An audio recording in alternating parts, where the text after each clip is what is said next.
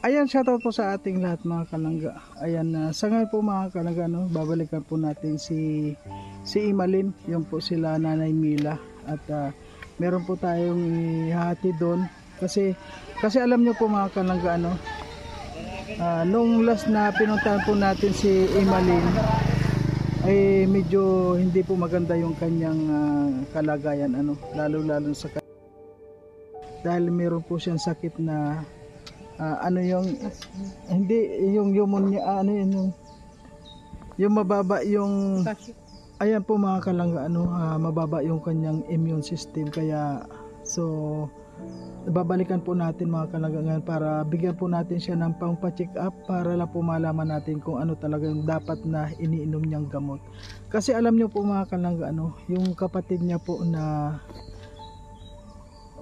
ina nitong mga bata na namatay, ano, ganyan din po yung sakit niya, mababa yung immune system, kaya siyempre po ano, nakakapag-alala din, ano, lalo na po ngayon wala silang kakayanan na makapagpa-check up or bumili po ng gamot, ano, kaya kung saan na lang siya nagpatingin, at yun nga, binigyan pa siya ng hindi tamang gamot para sa kanya, kaya kapag uminom po siya ay nangihina po siya, kaya nagkaroon ng side effect yung mga iniinom niyang gamot. So ngayon po mga kalangga, babalikan po natin at bibigyan po natin ng pampacheck up para malaman lang po natin kung ano po yung talagang kanyang sakit. Ayan, samahan niyo po kami at ngayon po ano, galing na kami sa bundok. Ayun nga, dadaan na po natin dito para makapagpa-check up na rin po siya. At ngayon wala po kaming dalang kahit na ano para sa kanya, dahil kung naalala nyo po, nung isang araw lang kami galing dito at marami naman yung kanyang bigas, ano po, may mga pagkain naman sila, kaya ang importante lang po ngayon, mabigyan po natin siya ng pampacheck up. At siyempre po ano, maraming salamat po sa nagpaabot kay Ma'am Maria Ostunal, thank you po sa inyo. Ayan, ngayon po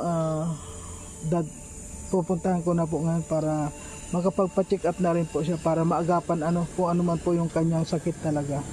Yun nga, parang sama-sama na po yung kanyang sakit.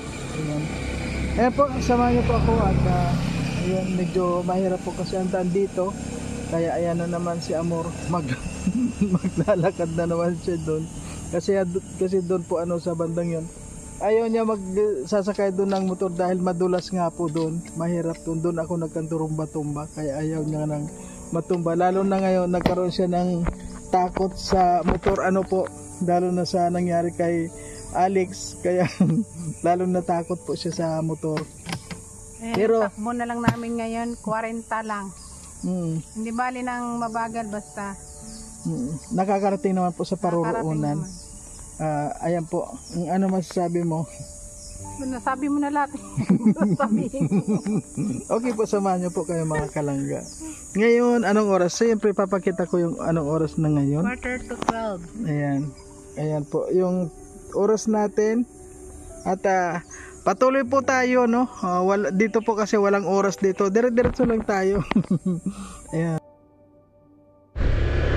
Ayan po guys. Biyahe na naman po tayo papunta doon kay Imalin, kay Nanay Mila po.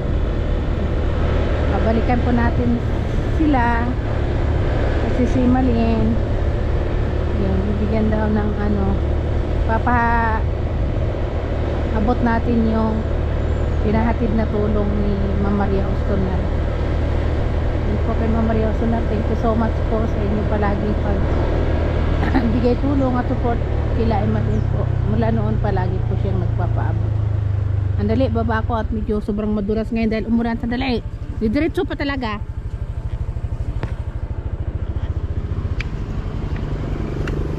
Madulas ngayon dahil nagulad mo. Ang putik pa naman dito yung kulay pula, kaya pag naano yung gulong madulas, kaya maglakad na lang ako.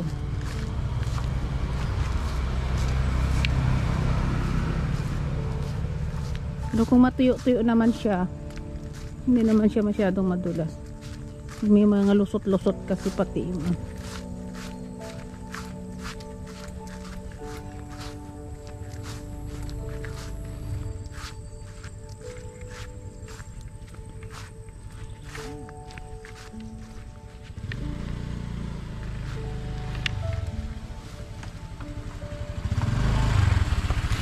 Sige, dumaan ka dyan sa mga kalinghot.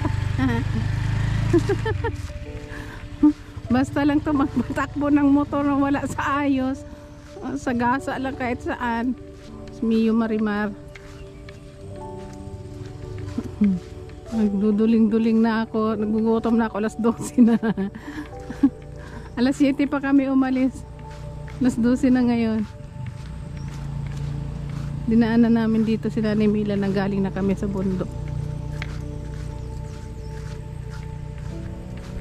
At para isang lakad na lang kasi isang daanan lang naman. Kaya dire-diretso na lang. Sige na, go na.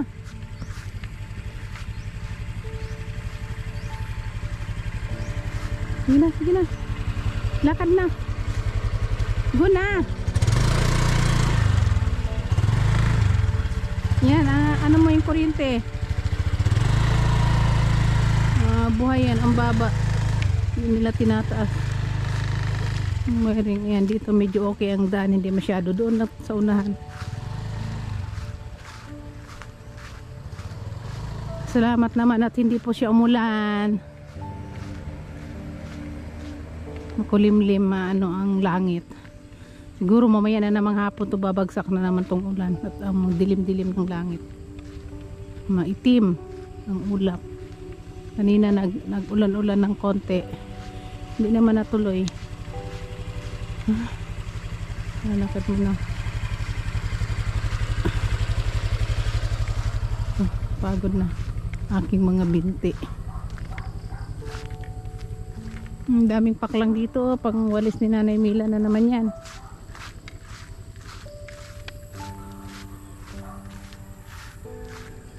Nadaan tayo dito sa mga malaking puno. Magtabi-tabi tayo.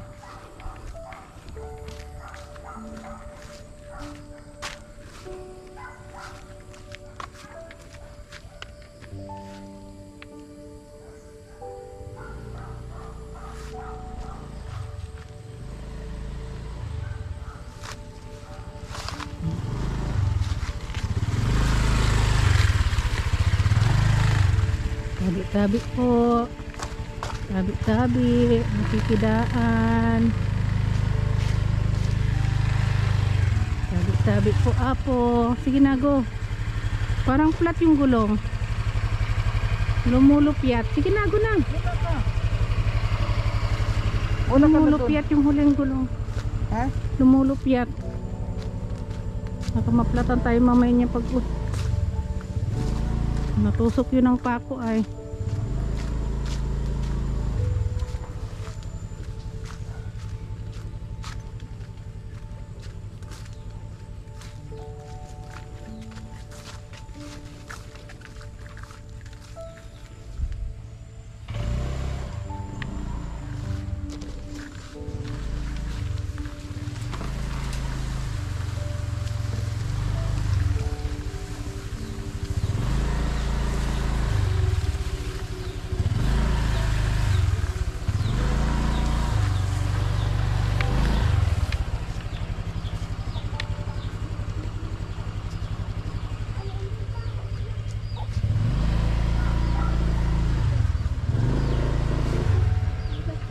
Hello po.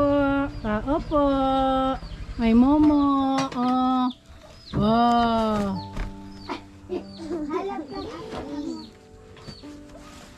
Ano yan? May momo. Oh, nakasilip sa bintana. Oh.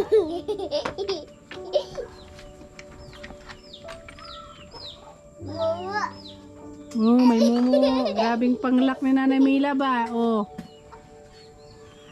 Mag-lock man daw siya ng pinto. Ito naman itulak ko. Ha? Nag-i-school na.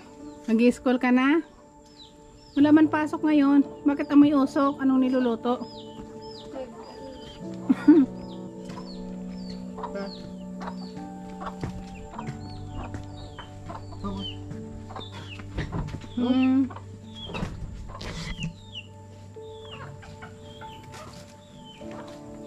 Ayan po mga kalangga, nandito na po tayo. Nidugad sa kusina. Umausok yung niluluto niya. Ay, ito.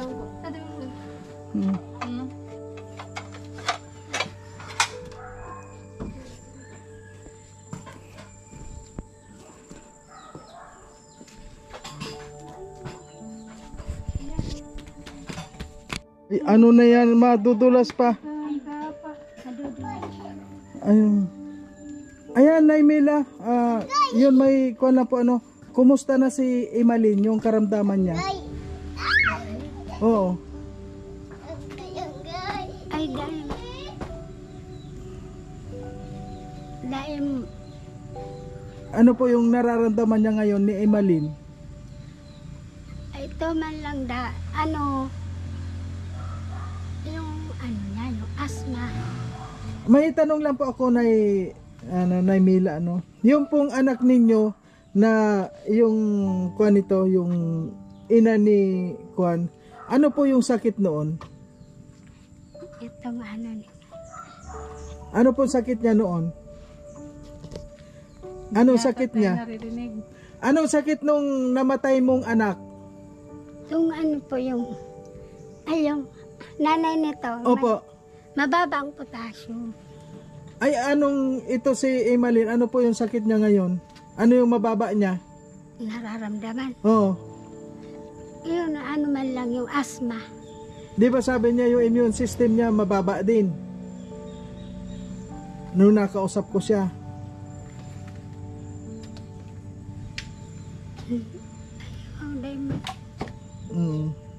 Pwede mo makakausap si Emalyn nila.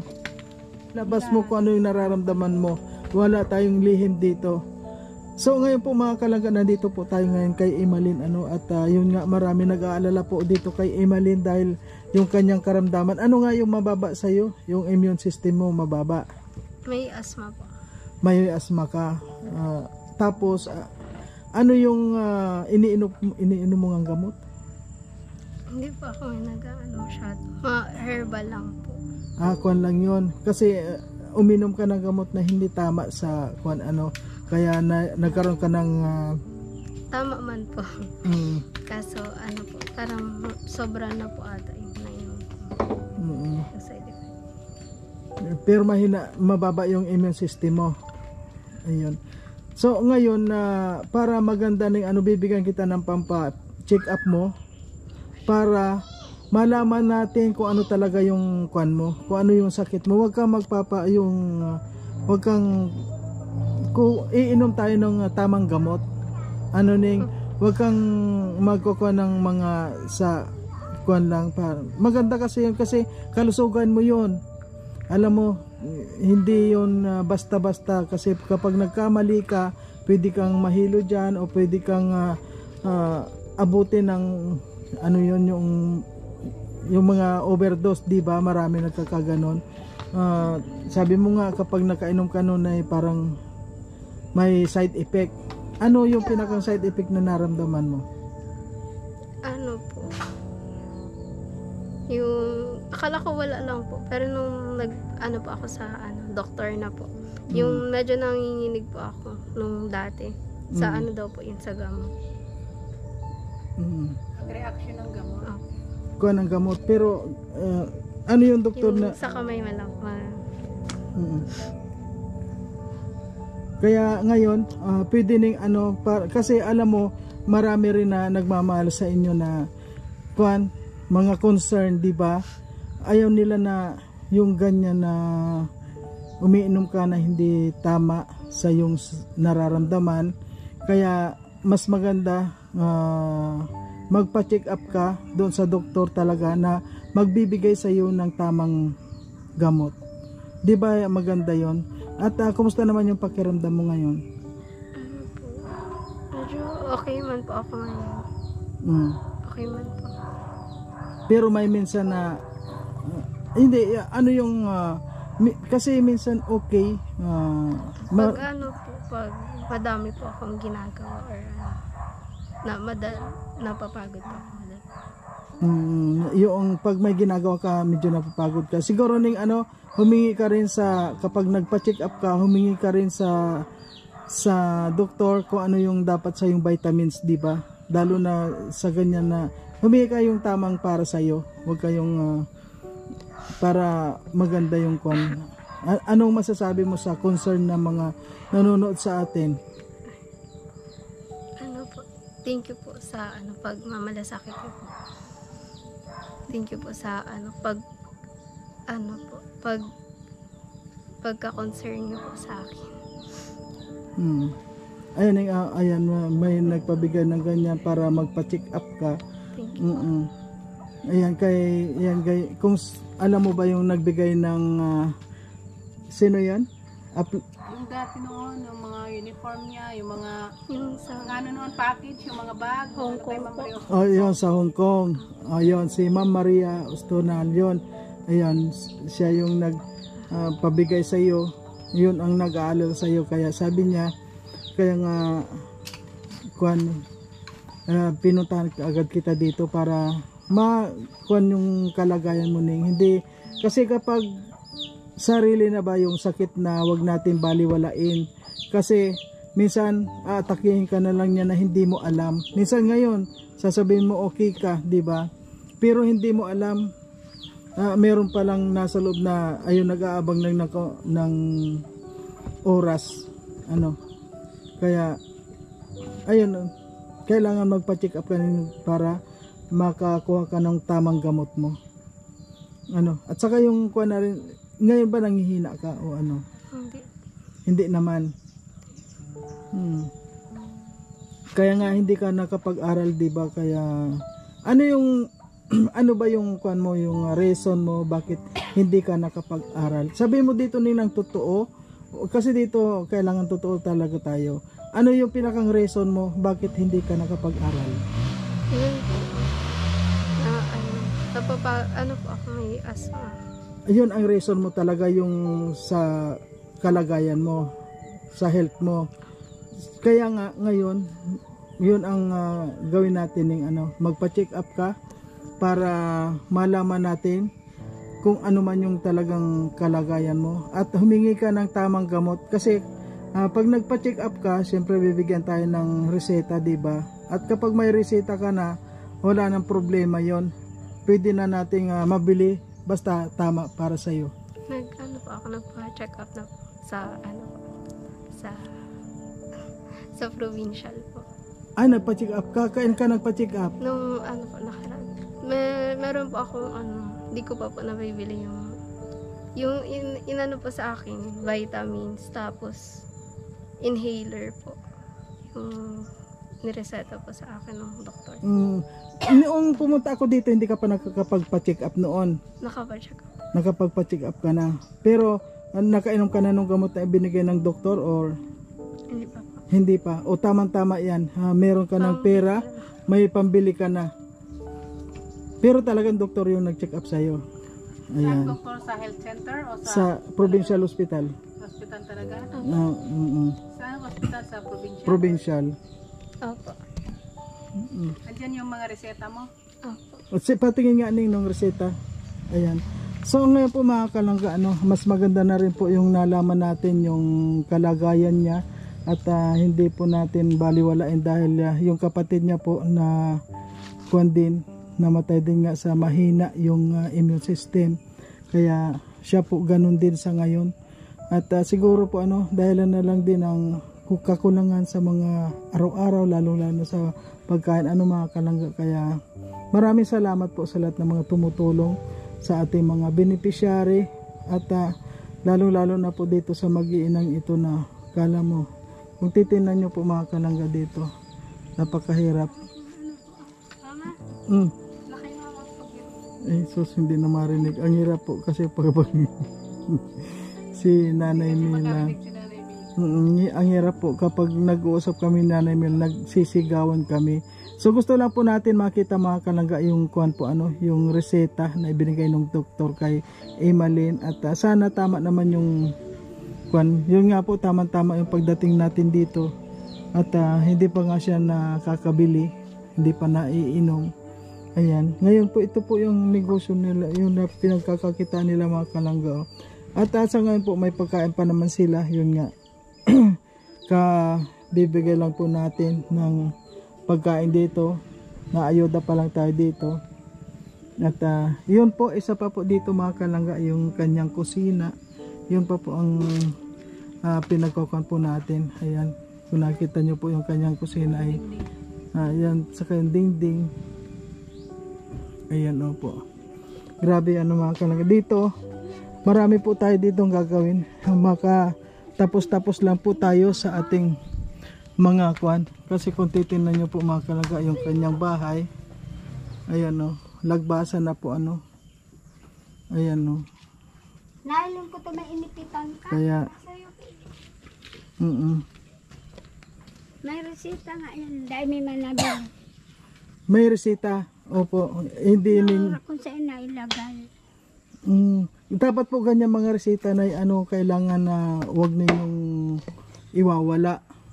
Kasi importante 'yun. Paano mo bibili ang gamot pag wala yung resetang pag Yung resita hindi ininom. Hindi Ay po nakainom. Ay ilon lang ano.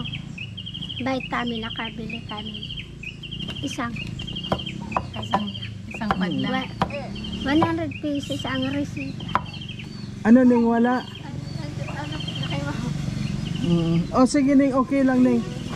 Okay lang ning, basta ngayon ning ano, kailangan makuha mo 'yun para makainom ka. Ano ning? Huwag mo baliwalain kasi nga kung titinan mo kami ha, malay pa yung pinuntahan namin at hindi ka namin nakalimutan. Siyempre inaalala namin yung kalusugan mo. Kaya sana maging kon ka rin dahil Kumpletuhin yung vitamins, bumili ka na ng marami. gawin mo ning ano Inhaler. kasi Naman yung inhaler. para sa kakuan mo yon, sa yung kalusugan mo yon. Kaya nga hindi ka nakapag-enroll dahil dyan sa sakit mo. Spray, gaano mo katagal maubos yung isang ganun? Kasi maabot naman ng 6 months yun yung isang ganun. Hindi naman sinusumpong masyado. Tagal din naman yun eh, yung isa. Basta pag sinumpong lang yun siya na hingal, hindi masyado makaano, mag-spray lang yan siya. 2 spray, 3 pindot. Ganun lang. Nakagamit ka na ba nun? Hindi pa? Dahil ano mo lang, may instruction naman yan. Parang ganun lang yan siya, i-spray mo sa bunganga mo, sarado mo. May instruction naman yan. Ay, hindi ka pa pala nakabili nun. Ayun. Pag Kaya bumili ngayon ka nun, makakabili ka na. para pag, halimbawa, hinihingal ka talaga, yung hindi mo na kaya, hinihiga ka, mag-spray ka lang nun. At saka palagi mong kunin yun, nakaalalay sa'yo yun. Huwag mong iwawala. Talagang alam mo kung nasaan yun. Dahil once na atakihin ka ng asma mo, Dala-dala mo yun. alam mo kung nasaan yun. Huwag mong kakalimutan. Kahit nagbabiyahe ka, pag Yung resita na kay nanay mo, Opo, kayo. ano ba yung resita na yun? Para saan yun? Sakit mo yun?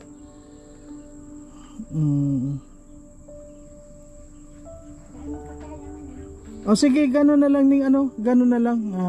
Ayun na ikuha mo na lang yun na tapos may follow-up check-up pa yun. Wala na. Isa lang. hindi, pag yung basta mainom mo na yung kwan mo. Gamot. Sa bagay yung hika kasi walang gamot yan. Yun lang parang Pang ano lang yung pang control. pag hinikon ka lang, kaya kailangan magpalakas ka rin. O sige na Ning. O sige na, basta gano'n na lang. Ayan. Ayan, maraming salamat na po kay Mama Maria Ostonal. Thank you po kay Ma'am Maria Ostonal. Salamat po sa pagtulong niyo po sa akin. Thank you po sa ano po na makakabili na po ako ng inhaler, tapos yung iba pa po ang nireseta sa akin. Thank you po. Okay. Imalin, kapag pwede kang humingi doon ulit ng resita? Nakabili ka ba na noon? Hindi pa? Hindi po. Hindi pa. O sige, pwede ka makahingi doon ulit. Hindi, yung sige iniinom na. niya, wala ka pang iniinom. Hindi niya raw nga nainom. Vitamins pa. Vitamins pa lang. lang. Iyon, pwede na siyang bumili ng ganun. O sige na Ning. O sige na. Okay na Imayla. Ano masabi mo? Salamat po, maraming salamat po sa tulong nyo sa amin. Sana patuloy naman kayo magtulong sa amin. Kayong magsawa. Salamat po talaga. Ayan po mga kalangga. Okay po, babay na muna. Ayan, marami po tayong dapat na itulong dito, lalo-lalo na po itong ganyang bahay. Talaga po itong mga lagbasa na ito. Ayan po. Pati Ayan, oh, mga kuwan na po yan, mga kalanggano. Mga plywood lang naman po ito. Mga kuwan lang yan. Ayan, oh. Mga tarpaulin na lang. Tali-tali na lang. O sige po, bibili tayong kadena para mas matibay yung tali. Lubid. Sige po. Hayaan mo, Nay. Yan, may oras talaga yan na darating dyan. Siguro may nakatakda yan. Okay. Okay po. Salamat. Okay.